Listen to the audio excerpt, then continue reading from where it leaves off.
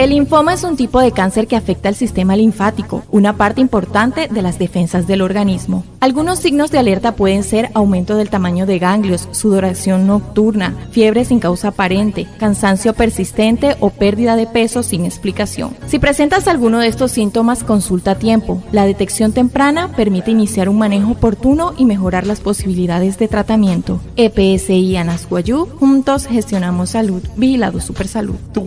Linfoma mnakat chispushtu cáncer tu ouruhas wayu hutuma eshishuhas o tamsihia amuro istusut sinka wa irukostuma es waneir pro wayao tentha hutha hamansha ouru tuwatanaro ouru tuwashikur o tawanahas wakwat Hawaii parachishi waya ou shuramshi way no ka san kanai hia o shi por mapusa o tamsitu ashaka has tu wawan ka san no ni watha ka sanai hunter hinai wane wa rukutu rutkap hunta haumar irher pura hunta ne ta anai hanai hia ne kimite psi ka nas wayu ya kana to waya kana chaha irashwa ko pura ana ana nauchi way na to na hri kana sawana